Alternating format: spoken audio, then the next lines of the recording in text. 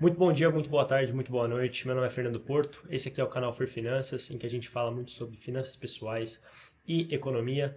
Bom, galera, quadro de hoje, domingão, a gente vai falar aí um pouquinho sobre as principais notícias da semana para você ficar atualizado, saber o que está rolando aí por dentro da economia do Brasil e do mundo, beleza? Então vamos direto aí ao assunto. No vídeo de hoje a gente vai ter aí um resumo semanal, né, com as principais notícias do que a gente teve. Será que deu ruim pro Lula, galera? A gente tem aí umas notícias um pouco desagradáveis para o nosso presidente, tá bom? A gente vai falar também sobre a situação econômica do Brasil, as principais notícias aí que rolaram dentro da semana envolvendo o nosso Brasil. Temos também notícia da Amazon. A Amazon aí superou uma outra empresa que eu vou aprofundar um pouco mais ao longo do vídeo. E também sobre, acho que o ponto principal do vídeo, que são as tarifas do Trump, tá bom? Então vamos lá, galera, para o fechamento da semana. Essa semana a gente não teve aí nenhuma movimentação muito grande, tá? Acho que o que a gente pode comentar mais aqui é a questão do Bitcoin, que ficou lateralizado. Não teve nenhuma movimentação muito grande em relação ao prata, ouro, dólar, enfim, tudo ficou meio lateralizado aí, tá bom? Mas é aquela coisa, né? Desde que o Ibovespa não esteja caindo e o dólar tenha dado uma reduzida, a gente fica aí muito contente. Indo para os destaques da semana, a gente tem aí as empresas que mais subiram e mais caíram durante essa semana, tá? Destaque aí para Vamos 3, subindo 4,20%, Vale, Santander, MRV e Arezzo também subindo bem aí nessa última semana. E de baixa, gente, o que a gente pode citar aqui que acabou caindo bastante foi a Ryzen, tá? Seguido da Apvida e Vivara. CIA também caiu um pouquinho, Braskem e Ambev foram as que tiveram aí o pior desempenho nessa última semana. Quando a gente fala aí da Vamos, Grupo Vamos, para quem não conhece, né, o Grupo Vamos aí é uma empresa de locação e é líder no setor de locação de caminhão, máquina e equipamento no Brasil, uma empresa muito grande aí, conta com mais de 2.000 pessoas trabalhando na empresa e teve um desempenho muito, muito bom em 2026, está subindo aí quase 40% desde o começo do ano, e fica aquela coisa, né? Fica aquela dúvida, será que continua subindo? Será que qual que vai ser as próximas movimentações? A gente tem que ficar de olho, tá bom, galera? E aí, falando da que mais caiu, a gente tem a Ryzen, tá? Então, a situação da Ryzen, galera, é um pouco complicada. Ela já caiu mais de 65% em um ano, né, em 12 meses. E assim, gente, o que está acontecendo com a Ryzen? Primeiro, ela vem fazendo uma série de investimentos muito altos que não deram certo. Então, acho que esse é o ponto principal.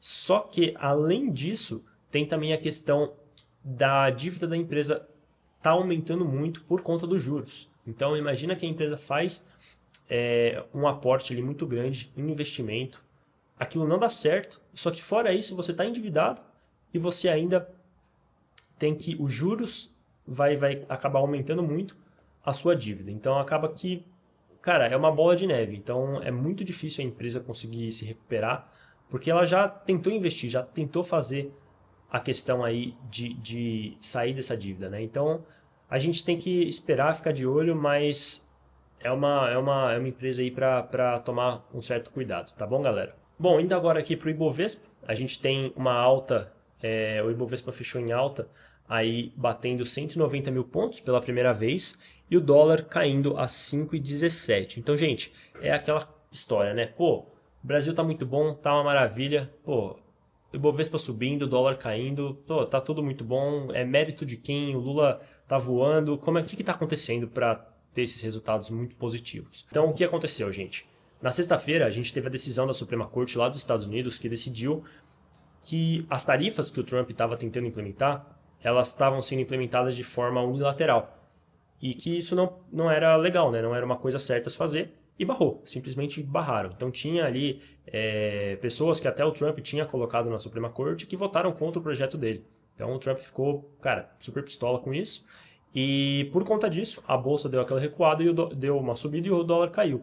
Então, mas assim, não é que é uma coisa boa isso. É porque acaba que a gente ainda vai ser taxado, né? A gente não era taxado antes, o Trump colocou uma taxação alta e depois essa taxação foi reduzida. Então a gente ainda vai ser taxado, mas de forma um pouco mais reduzida do que era o esperado. Então por isso que a gente teve aí essa alta da bolsa e a queda do dólar. Porém, O Trump está falando aí que ele quer taxar em torno de 10 a 15% todos os países de forma igualitária, né? Mas, de novo, não é uma coisa boa, a taxação nunca é uma coisa boa, principalmente para o Brasil, que acaba dependendo muito dos Estados Unidos em questão de exportação. Mas a gente tem que ficar de olho, porque esse ano ainda tem eleição, tem essa coisa aí da taxação, então acaba sendo um ano muito volátil. A bolsa, cara, sobe um pouquinho por conta de uma pesquisa que sai falando que, sei lá, que o Lula tá na frente, ou depois cai falando que o Lula tá em segundos. Enfim, sabe, sempre tem essa variação grande aí por conta de pesquisa. Então, cabe ficar de olho aí. E falando um pouquinho mais aí do nosso presidente, para quem não viu, a gente teve aí uma das escolas de samba fazendo homenagem pro Lula, né? E assim, independente, galera, se você acha que o Lula tá certo, que ele tá errado em questão política, do meu ponto de vista, você usar dinheiro público para promover, né, a imagem de um presidente, independente do lado, eu acho um pouco errado. Ainda mais no Brasil, um país que a gente tem aí um monte de desigualdade, a gente tem um monte de problema, questão de saúde, enfim.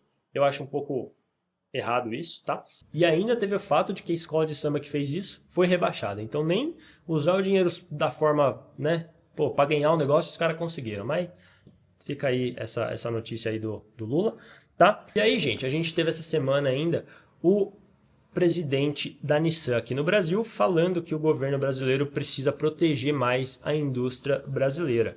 Tá? E o que acontece, né? Lógico, ele está olhando ali o ponto de vista dele, ele está tendo ali a influência dele de querer competir com os carros elétricos, mas acaba que esse é o livre mercado.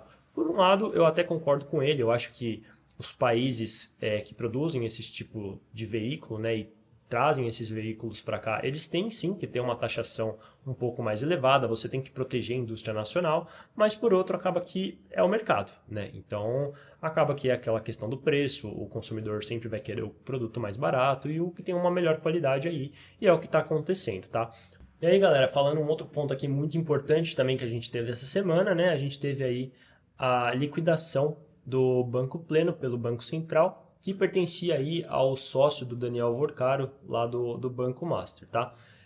O FGC ele vai desembolsar cerca aí de 52 bilhões para pagar os clientes e investidores que foram afetados pela liquidação do Banco Master, do Banco Will e do Banco Pleno. E assim, né, galera? Pô, é um absurdo isso que está acontecendo. A gente não pode, em hipótese alguma, ter cara, já é o terceiro banco que está sendo liquidado, né? Então, assim, se você tinha até 250 mil reais investidos em um desses bancos, o FGC vai cobrir, mas se você tem R$ 1 a mais aí, infelizmente você perdeu.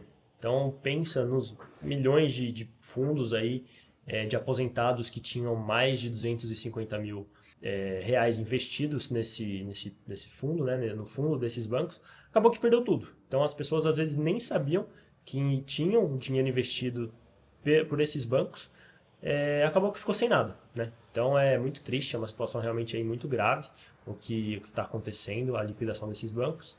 E assim, coisas têm que ser feitas com relação a isso, as pessoas têm que ser punidas aí, né, galera? E falando um pouquinho do petróleo, galera, a gente teve aí na última quarta-feira que o preço do petróleo subiu mais de 4%, principalmente por conta da preocupação com o conflito entre Estados Unidos e o Irã, e após a negociação ali entre Ucrânia e Rússia, que aconteceu lá em Genebra, terminar assim um avanço, tá? Os grandes movimentos nos preços do petróleo, eles estão impulsionando exclusivamente, né, estão sendo impulsionados exclusivamente pela geopolítica e eles continuam reagindo às manchetes, né, sobre as reuniões que estão acontecendo aí entre Estados Unidos, Irã, Rússia e Ucrânia.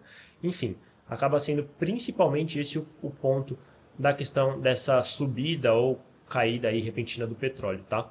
E é aquilo, né, galera? O mercado ele nunca gosta da incerteza. Eu acho que a pior coisa para o mercado é a incerteza. Se você sabe que aquilo vai acontecer, se você sabe que aquilo vai ser algo ruim, beleza, o mercado reage, ele cai, mas logo depois ele tende a voltar. E quando é positivo, ele sempre acaba subindo. Mas quando ele fica nesse vai, não vai, nesse vai, não vem, acaba que a gente não sabe o ponto negativo que isso pode gerar. Então, se realmente tiver aí uma guerra entre os Estados Unidos e o Irã, a gente não sabe a potência dessa guerra, né? Então por isso que acaba que o mercado fica nesse sobe e desce toda hora. E aí, gente, entrando aí na questão dos Estados Unidos, falando um pouquinho das empresas de lá, vamos dar um destaque bem grande aqui para a Amazon, tá? Que, segundo aí a Bloomberg, o Walmart ele estava ocupando o posto de maior empresa em faturamento há mais de 10 anos e as duas empresas elas tinham receita superior a 3 trilhões de reais no ano passado. Cara, imagina 3 trilhões de reais, duas empresas só, tá?